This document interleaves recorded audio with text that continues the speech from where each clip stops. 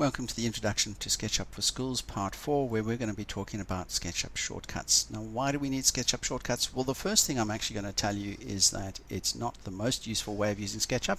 The most useful way is to get yourself a mouse that has a scroll wheel. It is absolutely the easiest. Using a trackpad is really tough. It is a lot of work, and I really don't understand how people do it. Having said that, I commonly see that students do not get a mouse, and so the next best thing you can do, and even with a mouse, something that's very useful, is to learn some keyboard shortcuts. And there's a list of them here. You'll see that they are based around single letters of the alphabet on the keypad, on your keyboard, and you'll also see that not every letter has an action associated with it. So the ones that are useful to you are the same tools that I showed you previously. You might need an arc, you might need a circle, certainly erase, panning, your line tool, your move, your orbit you're definitely going to need, the push-pull you're definitely going to need, rectangle, tape measure, and your zoom you're going to need. Alright, other ones that you're going to need if you are busy using your line tool and you want to stop drawing a line but you want to keep your line tool active, you press escape. If you want to actually click away from that and cancel the use of a tool altogether and get back to your select tool, you press space. Your numbers themselves will enter dimensions directly into the measurements box, either for the dimensions or whatever else the measurement box has changed itself to. And we have some arrow keys for locking the axis of up moves along the blue axis, left moves along the green, the right moves along the red, and down will lock to any other surface that's not there. If you've got one at an angle, you should be able to do it.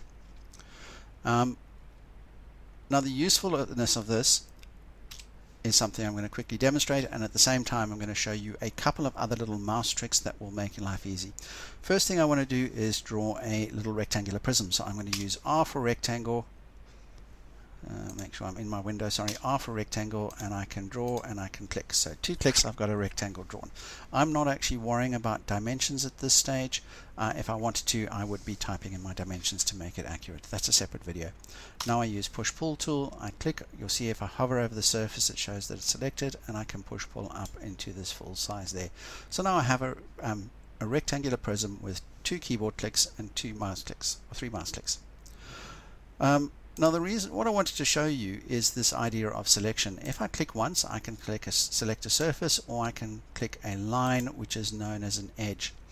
If I double click, you'll see that it selects not only the surface but all of the edges all around it, and that's useful. Otherwise, if I triple click, it will select everything that's part of that object. Now if I had another rectangle over here, and I'm going to zoom it like that, and I triple clicked, it only selects these because these are 2 separate objects. If I wanted to select both, I could do a couple of things. One is I can drag my mouse over like this, completely encompassing, and I'm dragging left to right, and it will select everything. Beware when you drag left to right though, because if I do this, it will select everything that's inside that box I drew. And you can see, firstly, I did include that end of this little prism here, but I didn't actually quite encompass all of this here, so that's not useful. So I might need to do that again to select everything here. The alternative way of doing it is I can actually draw from right to left, and then you'll see my box is dashed lines instead of solid lines. That means it's going to behave differently because everything it touches will be selected, even if it was not entirely enclosed within that box. But you'll notice that I only touched part of here. This line at the back hasn't been selected, this surface and the lines, and this one here hasn't been selected. So again, it can be very useful for selecting bits and pieces. Another quick trick, on a PC, you're going to use your control key. In your Mac, maybe your command, probably your command key, but command A will select everything on your model space. Alright, and what's nice about that is if I have guidelines drawn on this, when I use my mouse to select, it will not select those guidelines at all. But if I hit Control A, it will select those guidelines. So if I was to delete everything at this point, the guidelines would be deleted as well. If I was to do this and hit delete, the only thing that would be deleted are the 2 actual rectangles. The guidelines would remain.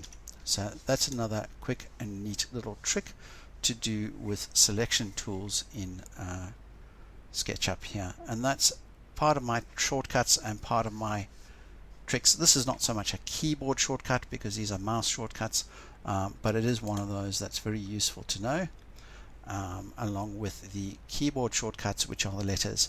I can promise you that if you do not have a mouse, then knowing how to select your orbit tool and move around is far quicker and easier than coming over here and finding your orbit in order to move around. Definitely, if you're not going to get a mouse, learn your shortcuts. Even if you do get a mouse, learn your shortcuts. It makes life a whole lot easier. And that's all I'm going to say about that in this video. We're going to move on next time to have a look at the panels down the side. But for now, this video is complete, and so I hope to see you in the next one. Thank you.